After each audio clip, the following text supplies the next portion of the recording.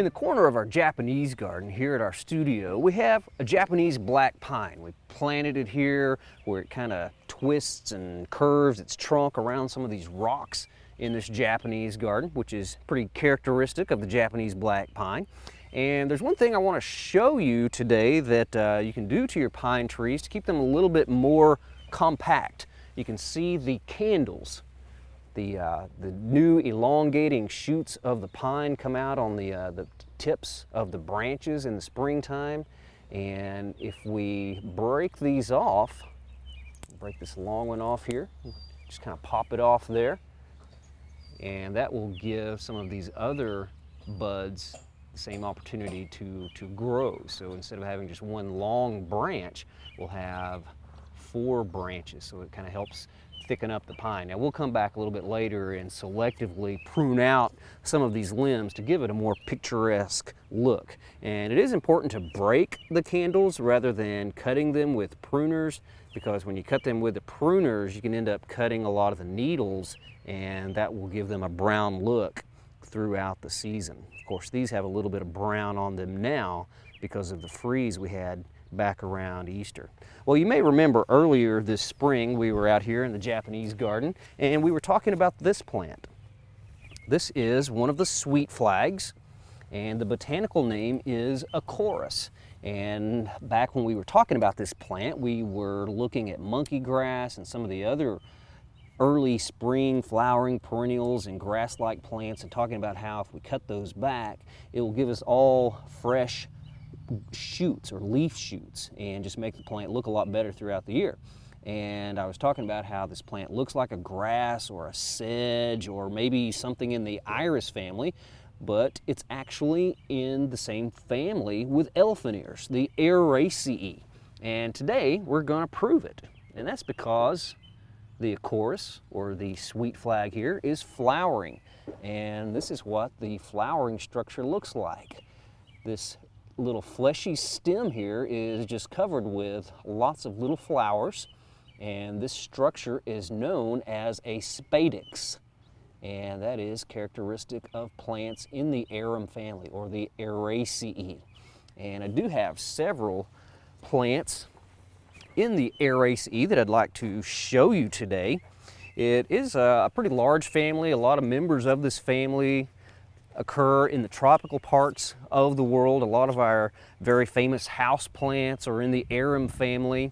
And one of the names given to groups of plants in this family is aroids. So a plant in the arum family is sometimes referred to as an aroid, which I've kind of wondered why the daisies, which are in the aster family, aren't called asteroids, or maybe some of the nightshades in the Solanaceae or the Solanum family aren't called solanoids. But anyway, the aroids are what we call plants in the Aeraceae. Well, we've talked about this aroid on our show in the past. This is Italian arum, beautiful perennial for the shaded garden. Just look at the pattern there in the leaf.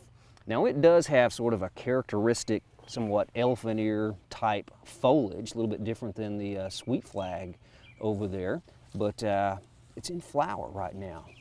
And I'll just reach down and snap this flower off so you can kind of see it. But look at that, isn't that impressive?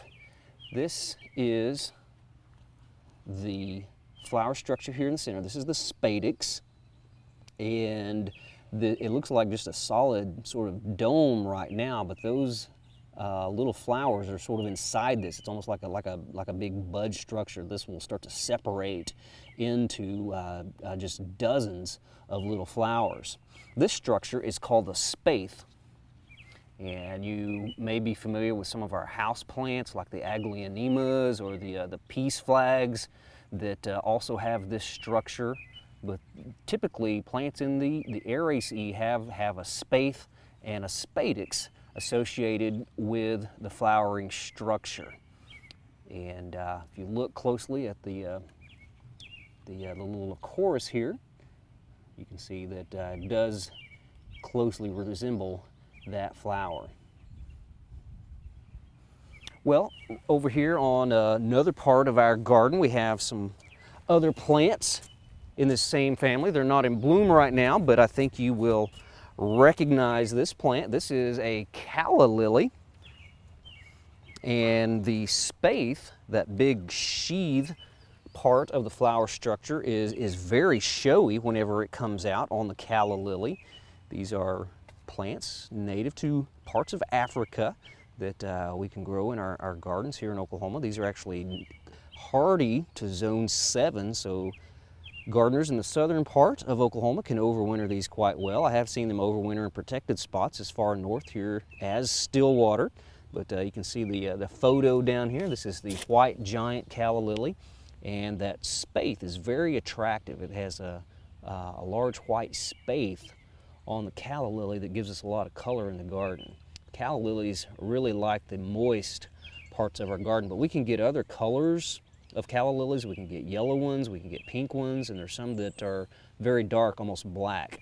Now you can purchase these already planted in containers like this, but sometimes you can actually buy the little tuber of the calla lily, or you can order those from maybe some bulb catalogs as well and plant those in the garden.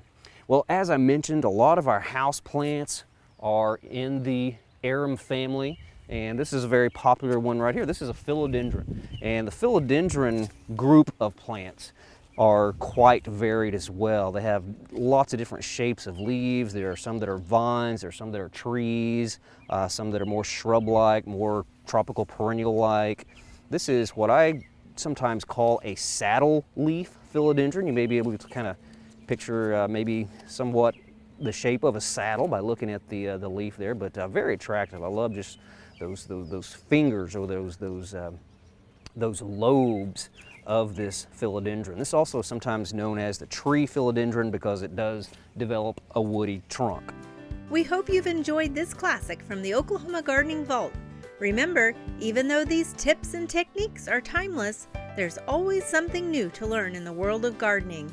By subscribing to both Oklahoma Gardening and OK Gardening Classics, you'll have access to a wealth of gardening knowledge, both classic and contemporary.